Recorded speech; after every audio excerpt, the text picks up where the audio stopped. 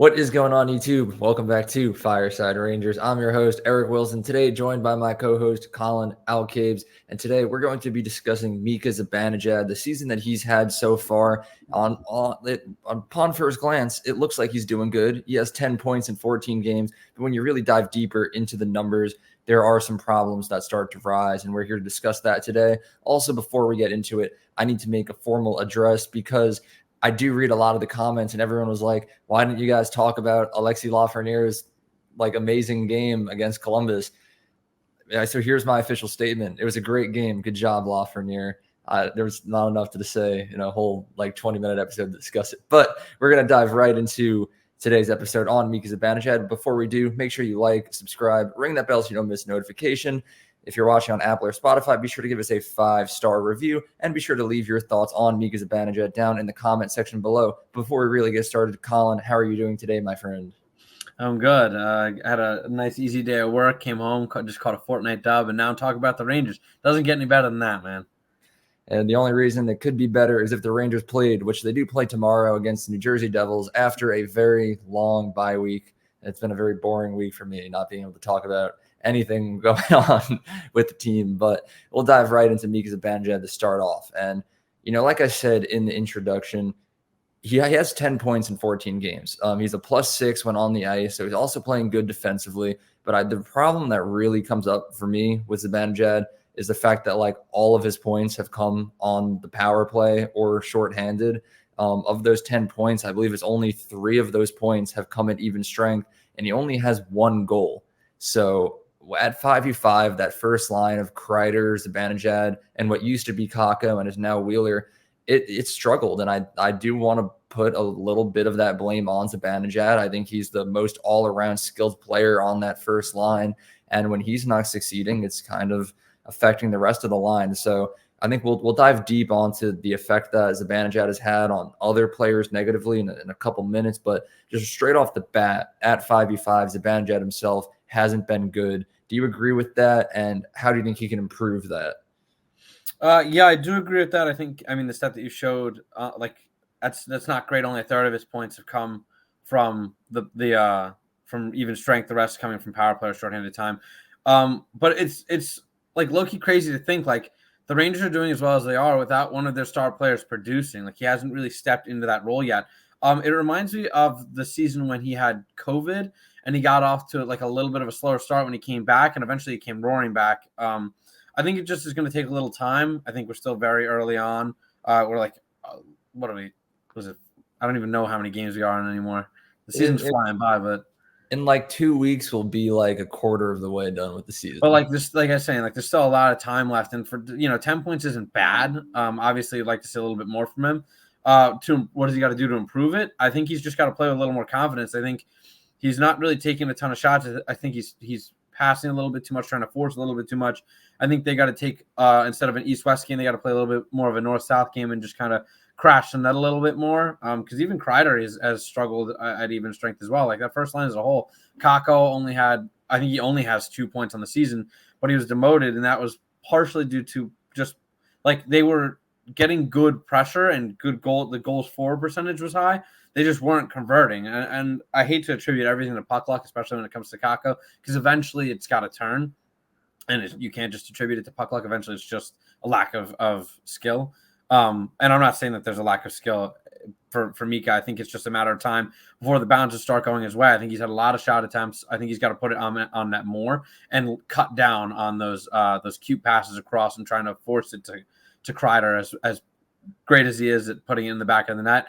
You need to, shoot it and score yourself. So that way they start leaving the pass open and taking your shot and things like that, instead of just trying to force the lane every time they know you're going to pass it and they break it up. I think that's a large part of why he's struggled so far. I think he's just not playing with the confidence that he normally does.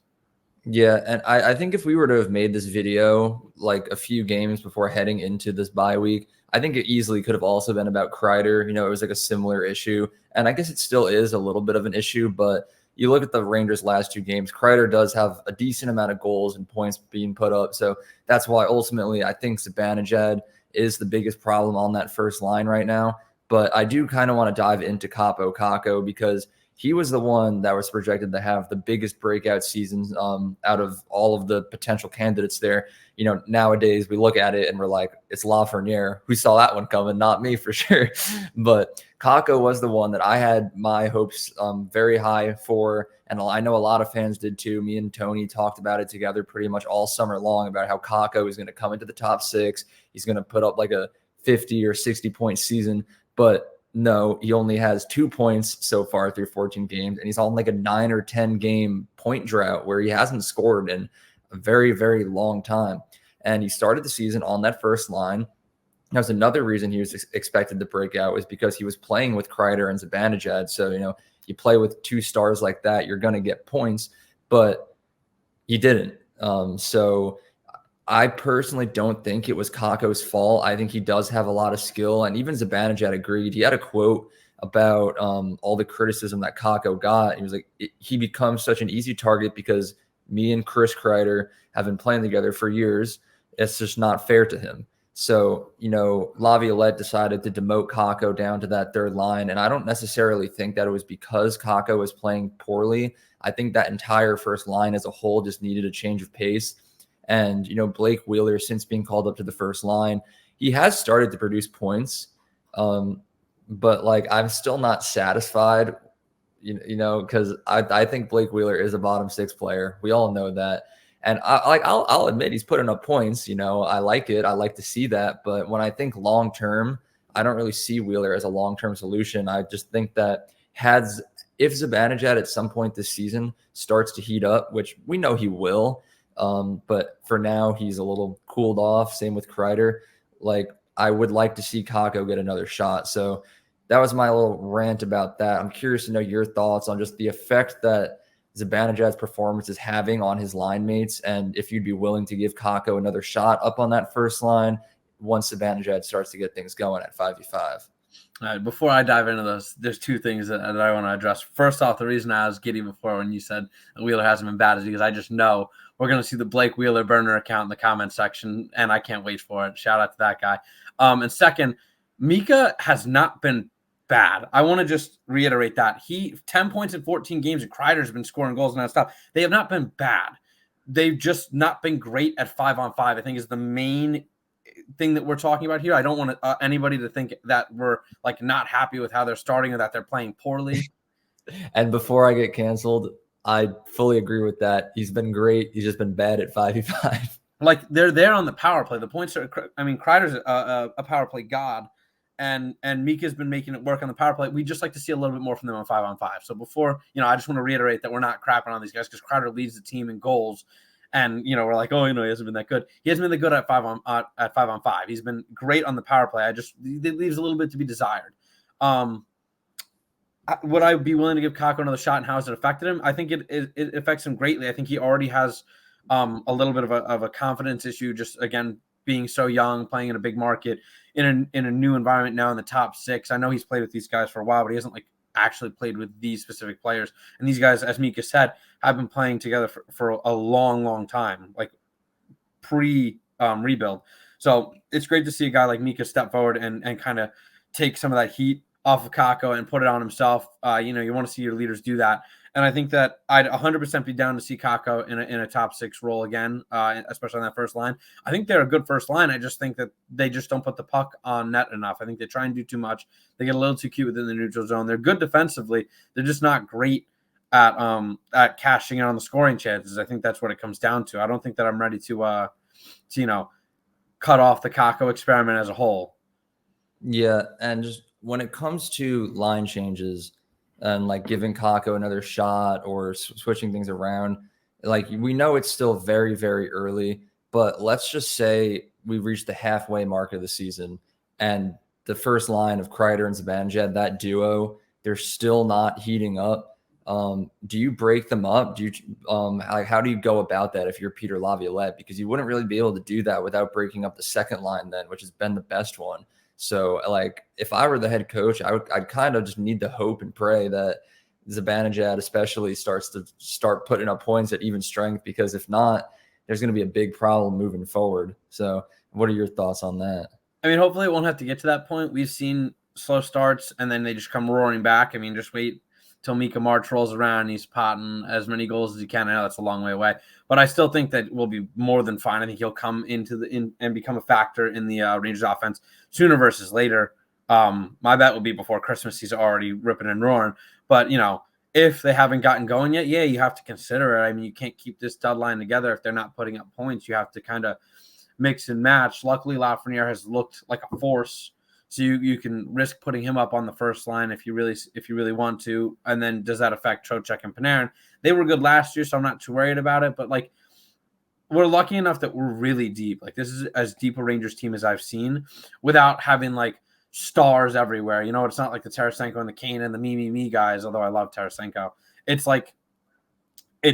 the lines are built to complement each other, I think, and there's guys who know their roles and they play their roles. It's not just superstars up and down. You got your forward checkers, you got your skill guys, you got your deflection net front presence guys.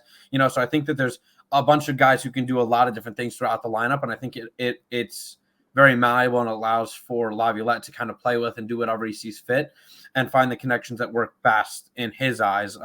Obviously, he has a little more insight being in and out of the practices every day. He gets to see who's building that chemistry and who works well and who doesn't. So, he has a little bit more of an idea of what the lines would look like. I don't even know what I would begin to predict because, like I said, there's guys on the third line who could play in the first. There's guys on the first who you could bump down to the third. I mean, we've seen Trocheck. He was great in his third line role, in my opinion. He was doing well. You put him up on the second, and now he's a point machine again. Not that he was playing bad on the third, but he was playing his role in the third. And you take Wheeler, who was playing his role in the third, even though it wasn't the role that everybody wanted him to play. You put him in the first, and now he's starting to get points again. So it's there's a lot of guys that you can move around. You could even put Kreider possibly on that third line, and he could just make that a scoring line. You could put somebody else on that first line, and it's a very mix and match team. And you can put a lot of different players, a lot of different places. So I'm excited to see what they do. Hopefully, they won't have to do anything, and they can just keep rocking and rolling with it. As long as we're getting points, we got 10 points in our last 10 games or 9-0-1. I'm not changing a thing until it really starts to hurt us, and it hasn't done that yet.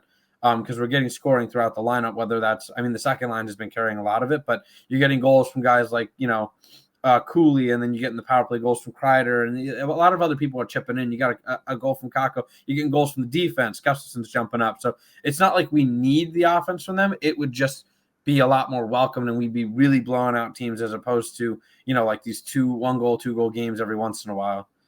Yeah, I think you're right. There are a lot of options on the table, and there are a lot of other players that are succeeding, which is why I'm not too worried about it at the moment. That's kind of how I felt about Lafreniere a couple weeks ago, where Lafreniere started the season really hot, and then he kind of cooled off for a little bit. And in that moment, I was like, okay, maybe the Lafreniere breakout isn't going to be as big as we thought it was going to be, but it doesn't really matter because everyone else is putting up points. So it's okay if he's a little mediocre right now. The only danger would be if Panarin started to slow down or something, and then that second line just completely crumbled. But luckily that hasn't been the case because Panarin is still cooking, and Lafreniere started to heat things right back up like he never left. I just think that's the thing with Mika Zibanejad, though, where he is supposed to be one of our star centers. And yeah, we're getting by without him producing at even strength.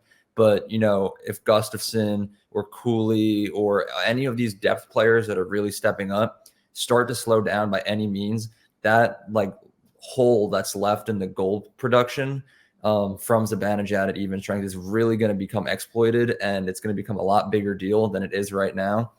But I'm also kind of in agreement with you where he's going to start. I'm not kind of in agreement. I am fully in agreement.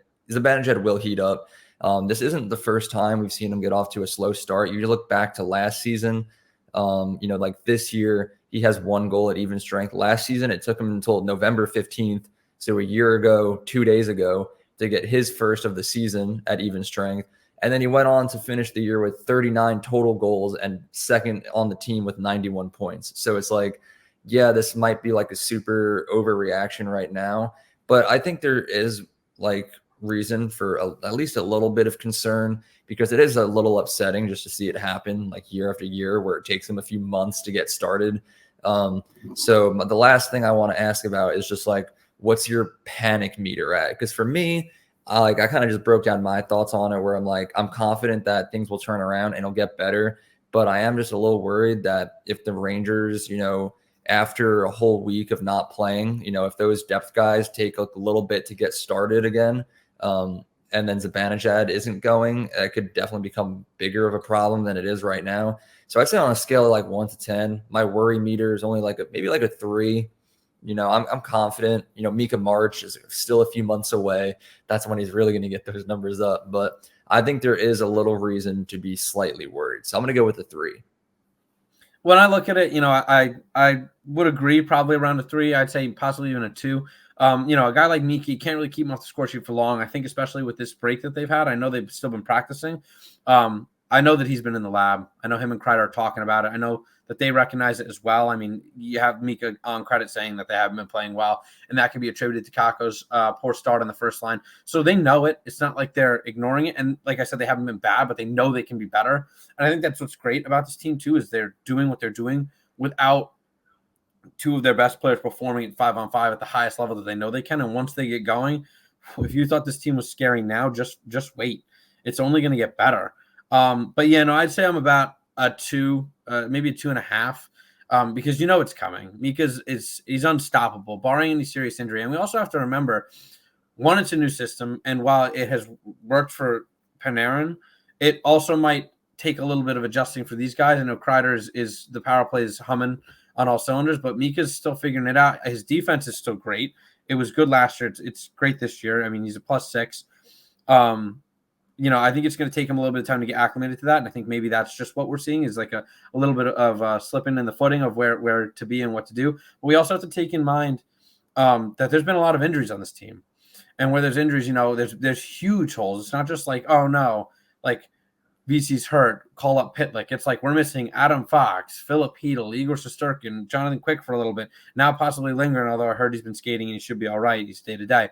But, like, it forces you to not – you change your game. You inadvertently change your game to play a more defensive-minded game because you're missing key cogs.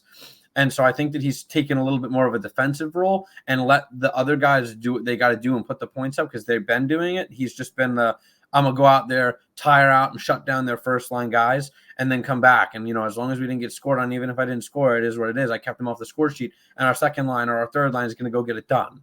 So I think once the team is back at full strength, I think that you'll also see a more aggressive play style from Mika. I think he's just taking it a little bit more defensive right now just due to the injuries to the Rangers.